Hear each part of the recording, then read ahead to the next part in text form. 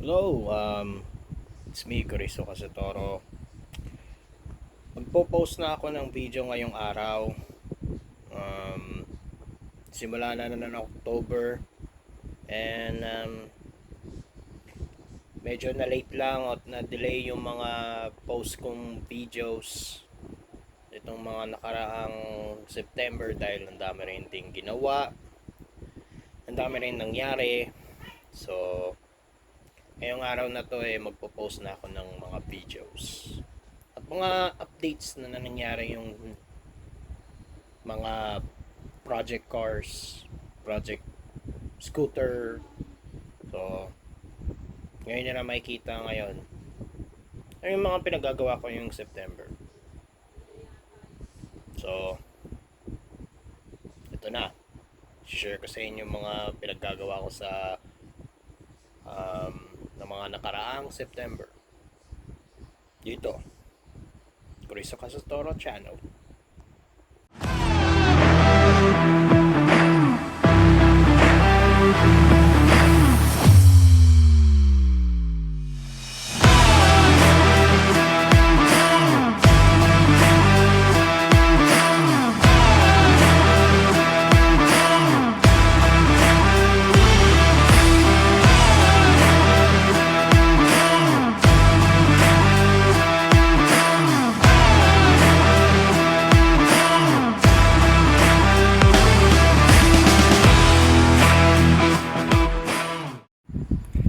Alright, so magsisimula na tayo sa September. And may mga nangyaring ulan, habagat, amihan, at hindi mo rin din alam na ganun ang mangyayari up the first week ng September. So, sisimulan na natin ng first week ng September. Nag-focus na rin ako sa Civic. And nakuha ko na yung auto kay Simon Reguera. So, natapos na rin yung sasakyan for almost 2 months. I think 2 months, 3 months.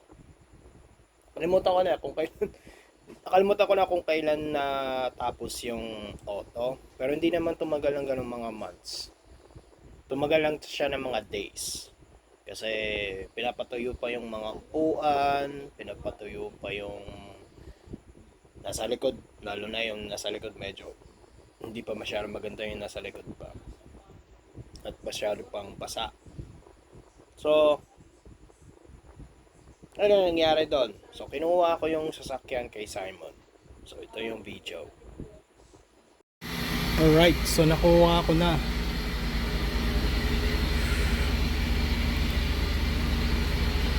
So, kinuha ko na dito. So, gagasolinahan natin itong sakyan na to at tayin natin yung resibo. May BRZ. Natay ko lang yung resibo. Pops, thank you ha. Thank you. Ingat-ingat sa biyahe. Thank you.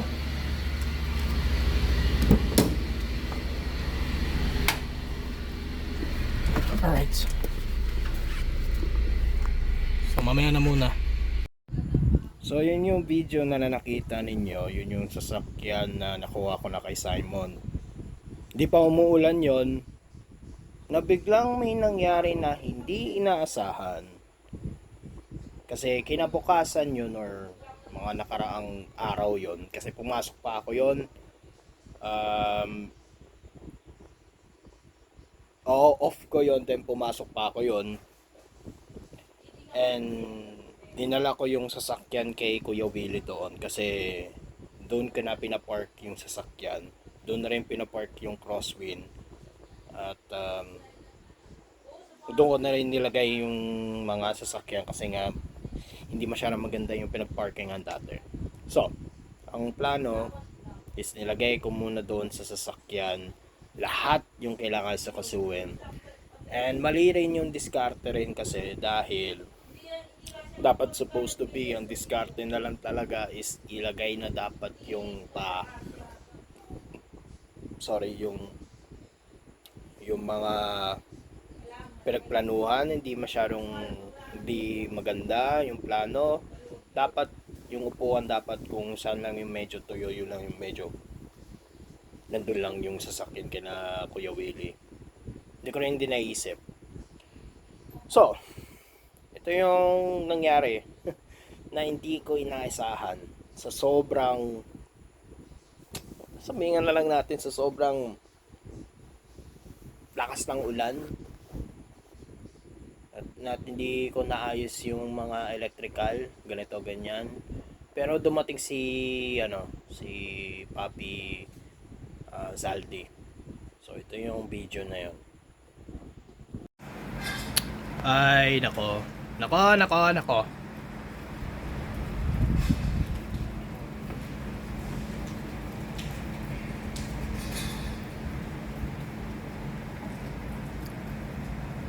Malakas ang ulan.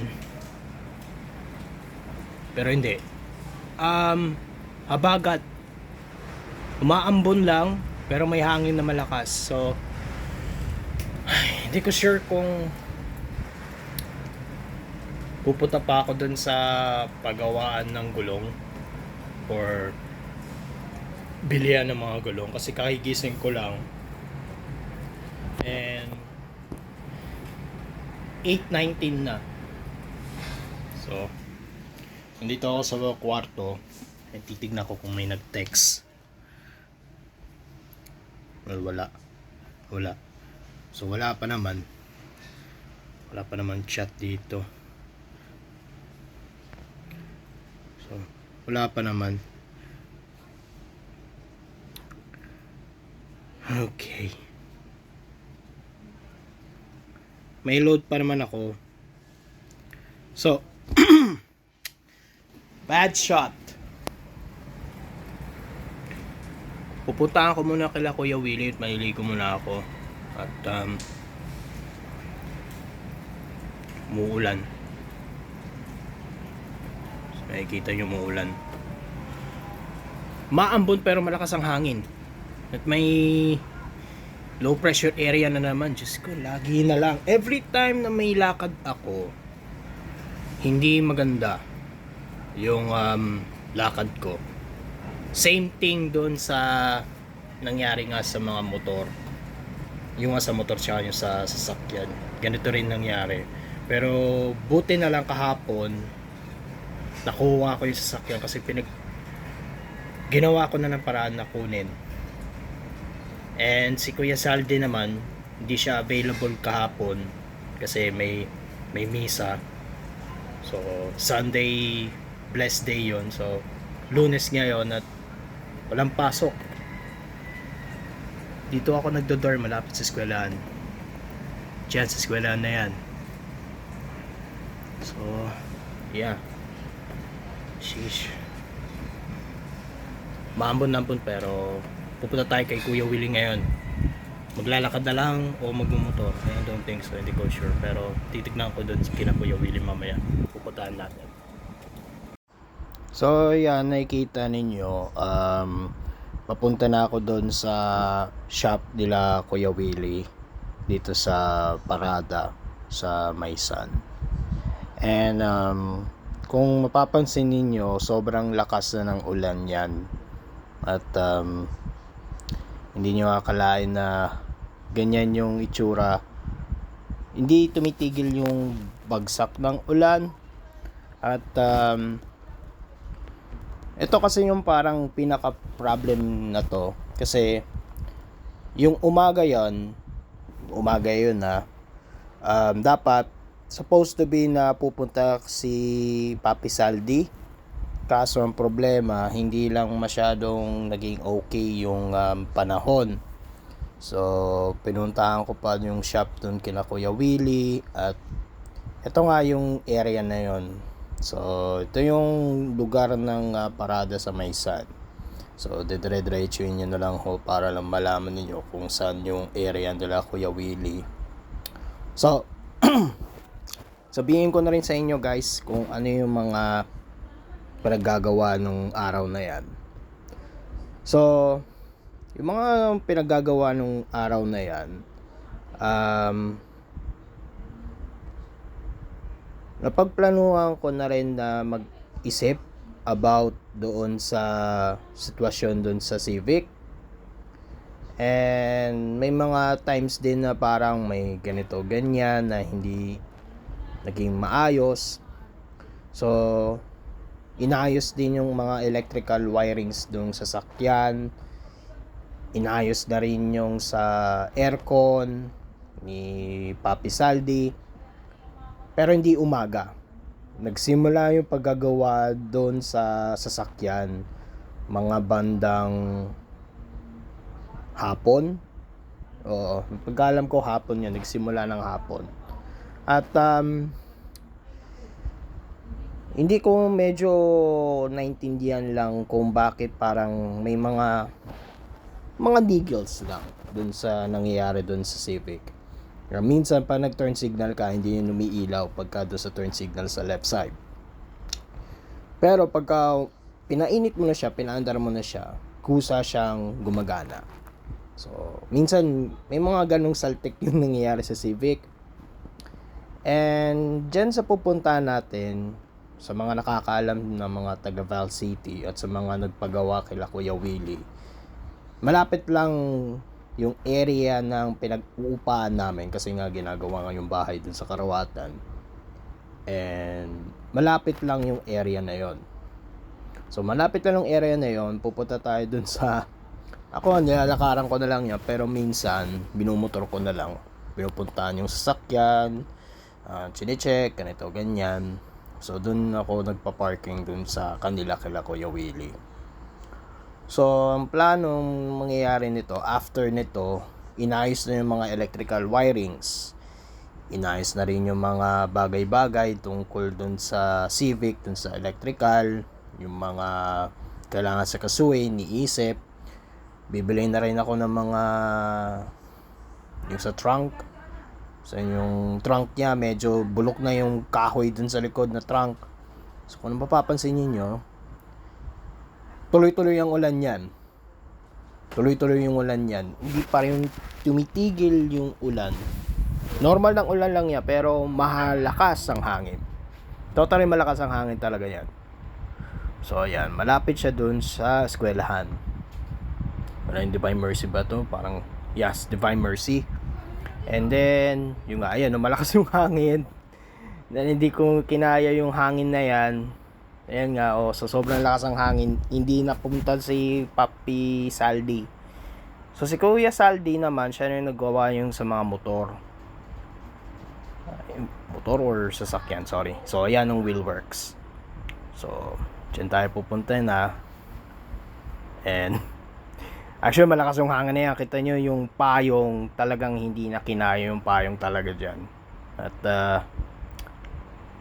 kaya hindi na pumunta sila Saldi dun sa shop kasi nga sobrang lakas ng hangin. So ayan, nagpasilong lang ako dun sa tindahan. So ayan, malakas yung ulan yan. Yung pagkaalam ko sa ulan na yan is habagat, walang bagyo. Walang bagyong tumama talaga, habagat lang, which is yung tail ng bagyo is pumunta. So dito yung shop kila Kuya Willie na. So ayan. At binuksan ko na yung pintuan. So kung mapapansin nyo, binuksan ko yung pintuan talaga. Nandiyan din yung tatay ko. So inaantay na lang si Papi Saldi. Pero pumunta siya ng mga saktong mga hapon. So ito yung shop na yon. So ayan. Yan yung Wheelworks shop. Sana yan yung kulay yellow na DX, yung BB, and then yan sila. Yan si Kuya Willie and then si Papa na nandyan. So ayan. So pinag-uusapan namin kung pupunta ba o hindi. Pero sabi ko nga hindi. Yan yung sasakyan ni Drex, yung CRV. Meron dyan. So pinag-uusapan namin kung darating ba o hindi. So ganyan yung mga tropa talaga. Minsan binubuli ka na lang yung mga tropa, pero ganoon talaga. So, yun. So, kung gusto niyo pumunta dito sa sa DC Garage, sorry. Kung gusto niyo pumunta sa Wheelworks, so try niyo yung search sa Facebook page. Wheelworks. And yan, ayan na yung Civic. So, napakaganda yung Civic na nandyan. So, nilagay mo na yung Civic dito. So, ayan, inayos na yung loob.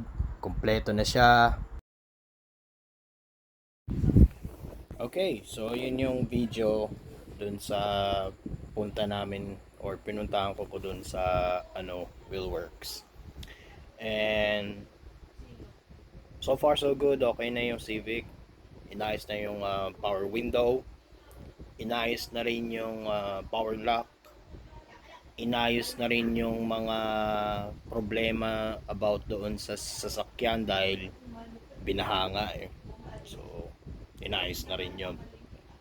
At higit sa lahat, inayos na rin yung mga wirings loob at labas.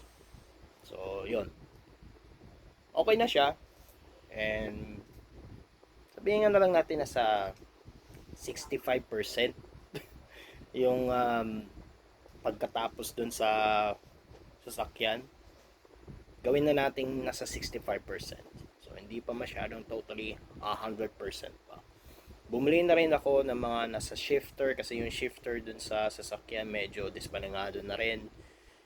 Inaantay ko na lang yung deliver kay Papi Yayay dun sa radiator tank reservoir kasi sumisirit na ng coolant doon sa may reservoir, doon sa may radiator tank. Dispaningado na rin yon dahil luma na rin kasi yon. Katagalan na rin.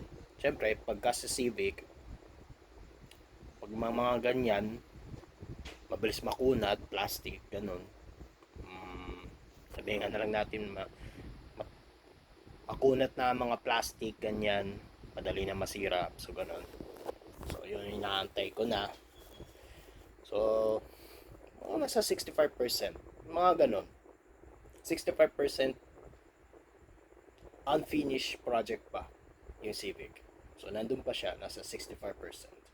Sabihin na lang natin nasa 60, 65. Okay na yung 65 kasi step by step inaayos na natin yung Civic para na maging roadworthy yung sasakyan. Okay. So, tapos na doon sa Civic. Ngayon, mag-usapan na natin yung sa motor.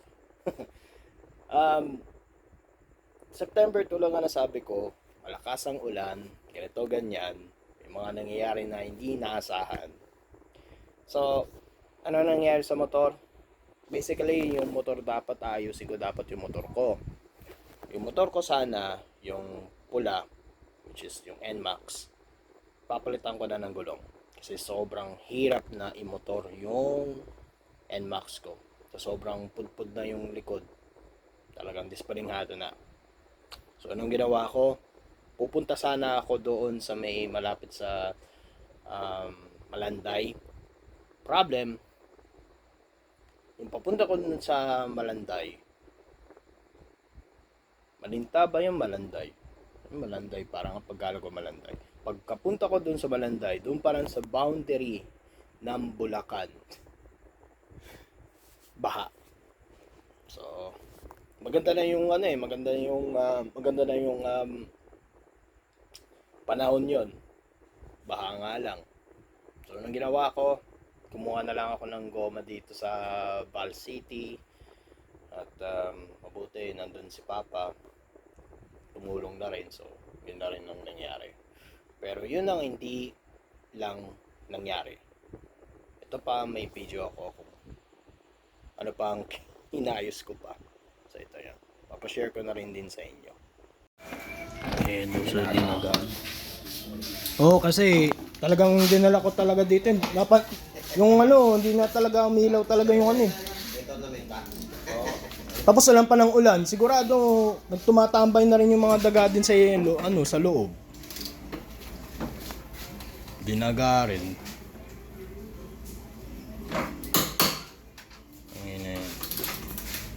Yung init-net, sir? Oo. Init-net? Sa kapatid ko naman to. Sa kapatid mo yan. Oo. Hindi na kasi ginagamit eh. Dapat nga, swap nga lang ang ginagawa ko eh. Ito, tapos susunod na araw eh. Yung sa akin naman. Ngat. Kasi napansin ko pa lang yung ginamit ko na to, yung ano, kailan ba yun? Lunes. Wala ko napansin na walang ilaw. Saka tanga, lakas pa ng ulan, wala akong kailaw-ilaw. Puking yun na yan. Buti na naka-uniforme ako, may LTO doon na dumadaan sa may, ano, malapit sa may Sierra Santa. Yung malapit doon sa LTO-an doon. Ano sabi ko, pumara ako. Taka na, kita na. Ay sir, pasensya na sir ha. Wala kasing ilaw to, papagawa ko pa lang dun sa amin, sabi ko. Ay, sige boss. Umuulan na rin kasi. Pasensya na. Tanga na, pagka nagkaroon na ng problema na naman tong ano na yan sa rehistro, yari na.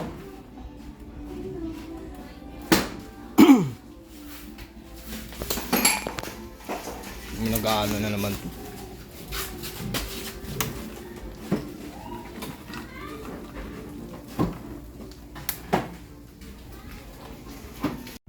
So ayan, yung makikita ninyo, inayos na rin yung motor ng ate ko. Ang nangyari dyan is dinaga yung loob ng mga electrical wiring doon sa NMAX na itim. So, yon. Yun ang problema ngayon at inayos na rin.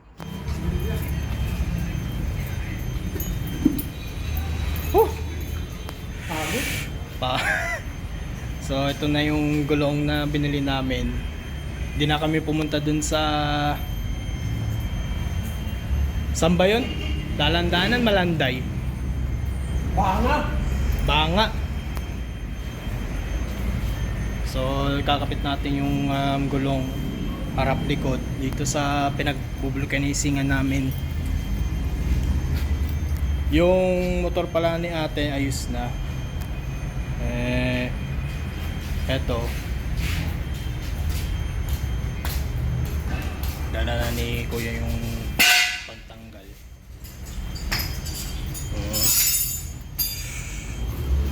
Ayusin na, dapat ayusin. Kasi pudpud na yung gulong ko talaga sa likod. Dapat doon kami sa Banga pupunta, kaso nga lang problema, wala. Baha.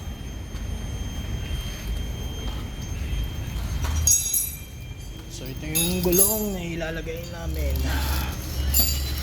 Likod. Beast tire. 130/70/13. Then, ano ba yung binili namin to sa harap? Ganun din. 110/70/13. So,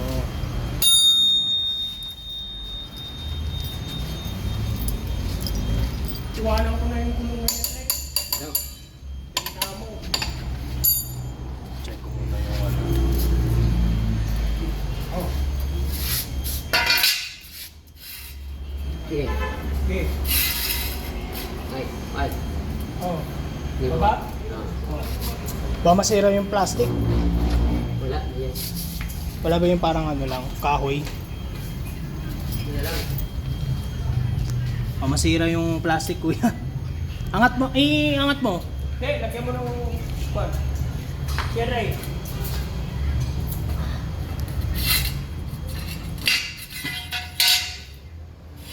Yan.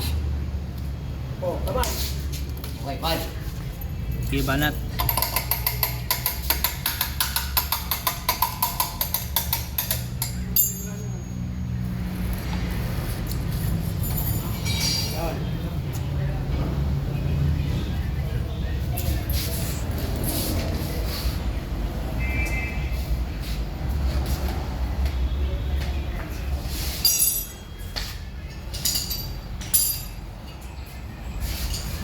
Nagaling lang ako doon sa plastic.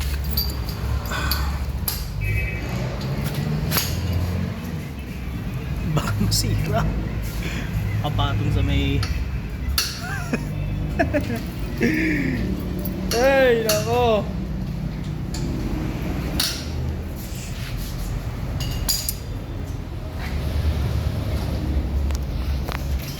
Voice na ang aking cellphone.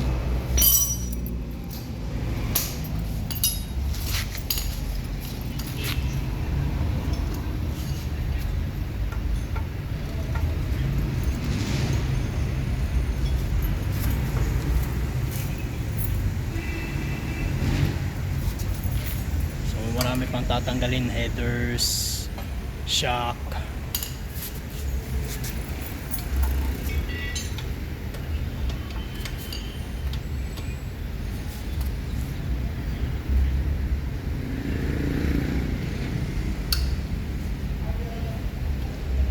Dami pang tatanggalin.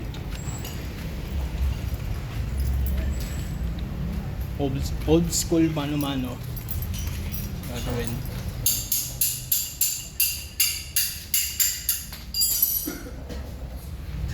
Ganyan na muna matatanggal.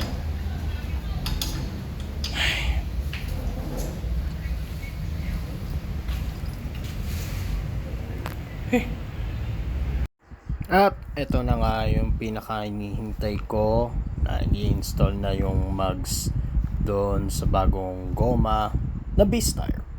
So B-Star ang kinuha ko, same spec ng stock na goma, harap at likod. And kung mapapansin niyo, napakaganda yung hubog ng B-Star. Yun lang masasabi ko talaga, napakaganda yung hubog talaga ng B-Star. Hindi mo akalain na may mga ganyang hubog talaga ng B-Star na nagustuhan ko. At sobrang ganda ng goma. Hindi siya parang katulad ng ordinaryo mga budget tires na nabibilin ko na dapat. Pero parang mas nagustuhan ko pa yung itsura ng B-Star talaga. So kung mapapansin niyo, ang ganda ng hubog.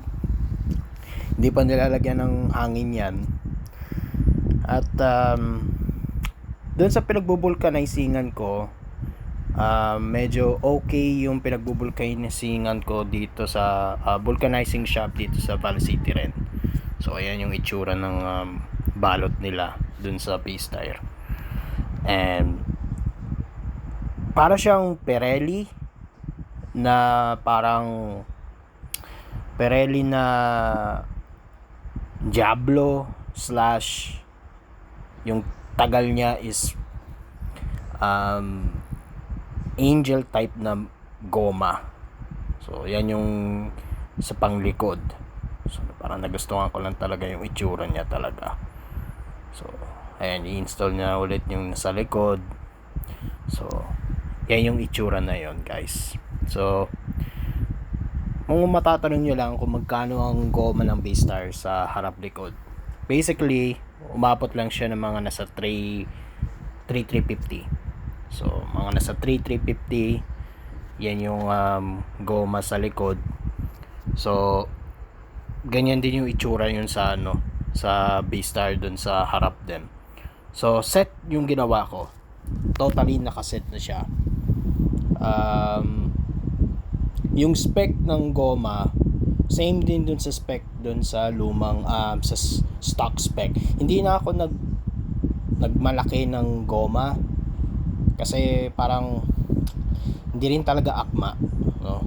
Dun sa mga ibang mga nagpapa-vulcanizing dun sa mga pinag-aayusan ng mga goma or sa mga gulong, definitely parang sa akin hindi ko na ginugustong magpapalapad.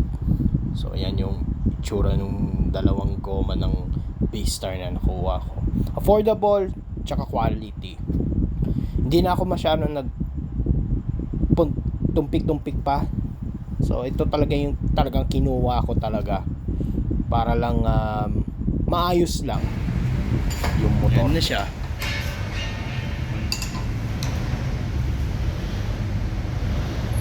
Tapos basic na lang yun na dun sa okay na yan. So ito yung shop dun sa Val City, malapit dun sa dating tapat ng Bayantel. Pakilala ko ng mga to dati pa, yung panahon pa ng nagji-jeep pa si Papa, nagpapasahero pa ng jeep si Papa, and yung mga nagsasalpak, nag-aayos ng gulong, hindi lang mga gulong ng mga kotse saka motor ang inaayos nila, kundi yung mga gulong din ng mga truck. Alam ng mga nasa Val City na maganda yung vulcanizing shop dun sa tapat ng dating Bayantel, malapit dun sa gasolinahan sa Flying V, at sumunod pa dun sa shop ng Lady Novo. So kung gusto niyo magpa-vulcanizingan ng medyo affordable, dito ako nagpapa-vulcanizing at inaayos yung sa gulong ng Civic, sa gulong din ng Crosswind. So dati. So panahon pa nung nagpapasahero pa si Papa, dito na siya naggagawa ng mga gulong ng jeep niya, or yung pinampapasada ni Papa. Eto si Kuya, si Tatay, magkakilala na sila yan. And yung may-ari ng shop na yan is nasa Bicol. So ayan yung itsura ng gulong. Napakaganda yung tingdig ng B-Star talaga. Hindi mo aakalain na yung itsura ng B-Star totally maganda talaga. Sulit, tsaka quality, tsaka matibay. Marami na nagsasabi na matibay na rin yung B-Star. So tinry ko na rin yung B-Star. So habang tumatagal mag-upgrade tayo ng panibagong goma na naman. So hahanap tayo sa TikTok shop at sa mga social media, mga ganyan, kung anong pinakamagandang gulong na affordable. So yung nakikita ninyo, yung mudguard na yan dun sa likod or tire hugger, tinanggal ko na yung tire hugger kasi after na isalpak yan, pinuntahan ko yung sasakyan doon kina Kuya Willie rin. Nagbumisita na ako doon kina Kuya Willie. Yung tire hugger dumidikit doon sa goma. At akalain mo yun na parang nag-grab doon sa left side ng pisngi ng bagong goma ng motor ko. So parang nagulat ako, parang ano nangyari, parang nag-grab. Tama ba tong size na pinili ko?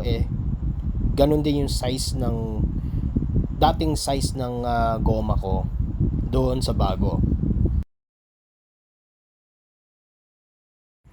So yun yung nakita nyo na is in-install na yung gomas doon sa NMAX at doon sa motor ng ate ko na dinaga. So inayos na rin siya. So yun lang yung update ko sa inyo yung September, at medyo hindi marami yung nangyari yung September. October naman medyo tignan natin kung may mga events akong pupuntahan. Hindi ko lang sure kung meron. Pero marami akong gustong gawin, no? Habang nag-iipon ako, nagpo-focus ako dun sa mga motor at sasakyan, at nag-iipon ako dun. Always thinking na nag-iipon talaga ako for something na for future hobby. And then yung nga, so yun lang masasabi ko lang sa inyo guys, yun sa mga nakaraang araw na hindi ako masyadong nag-update, medyo busy, ganito ganyan, siguro hindi na alam na ganun nangyari. So yung buhay, but goods na naman na natapos din yung araw ng September. October naman na ngayon, so hopefully, thank God, natapos ko na rin yung mga dapat kong tapusin. Civic, yung NMAX ko, possible yung Crosswind, gustuin ko rin kunin. So focus na rin ako sa future namin nila Julian, yung aking wife, yung future wife. Many more. So guys, yun lang masasabi ko sa inyo. At gabi na. At mag-update ako sa inyo this coming October kung may mga events ako. So yun lang masasabi ko guys. Maraming salamat sa panonood ng aking YouTube channel. Ito lang masasabi ko.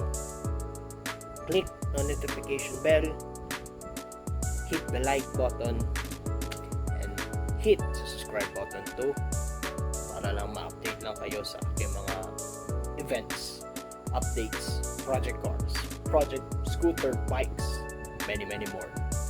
Dito lang sa Diverse Garage, Corizo Castores channel.